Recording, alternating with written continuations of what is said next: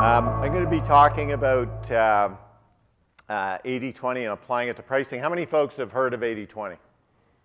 How many folks have applied it at some point? Any way? Yeah, almost the vast majority. How many have applied it kind of scientifically in their business?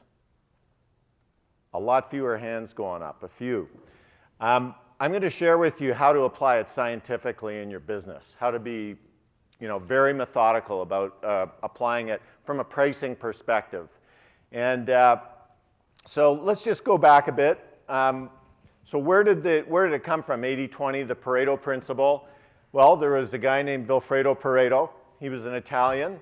And back in the late 1800s, he came up with, so he was an economist. He was a statistician. In today's data-rich world, he would absolutely be swimming in terms of utilizing all the data that we've got. But he was a brilliant man, and he did research, and he gathered data initially in Italy, looking at land ownership. Then he went to Paris. He gathered data from as far away as South America. And what he found was that about 80% of the land was typically owned by 20% of the people.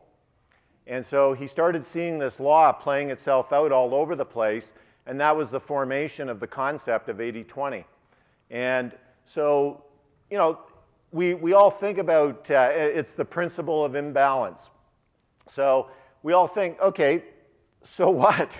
What can we do about it, right? Like, it exists, and I would say this was my point of view. Even 3-4 years ago, you'd try and use it and apply it, obviously, in some intelligent way within my life.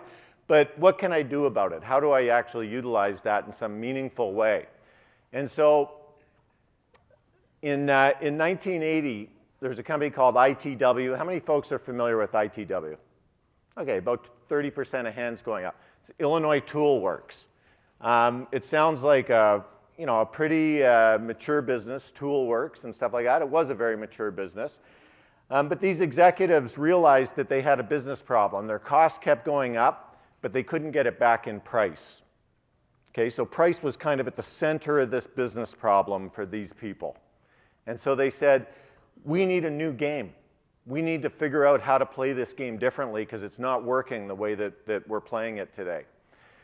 And so that led to the development of a methodology, a process for the deployment of 80-20 within the Illinois Tool Works businesses. And put simply, what the core principle is, a few things are critically important while the vast majority of things are not. A lot means a little, and a little means a lot. So they kind of really sat down, and this is a very engineering-driven company, and engineers love 80-20. They just dig into it, and so they really dug into it, and they figured out, how do we apply this from a process-driven perspective? And of course, I love the process-driven perspective because it relates to the 5 levels, and how do we move up and become more effective as pricers? So how did they do it? Well, first of all, there were some business implications of 80-20. Businesses typically don't like to turn away customers or product ideas. True? Right? Yeah. So this leads to supporting small customers and products. Okay, that's one of the outcomes of that. This drains more resources than it returns. These are the fundamental assumptions, right? I haven't shared any facts with you, but this was their belief. This was the concept. So we're going to go out and find out about these things. And then lastly, not all customers are created equal. We've got to treat them differently. Okay, so these were the fundamental kind of assertions that they made when they started developing this scientific approach to 80-20.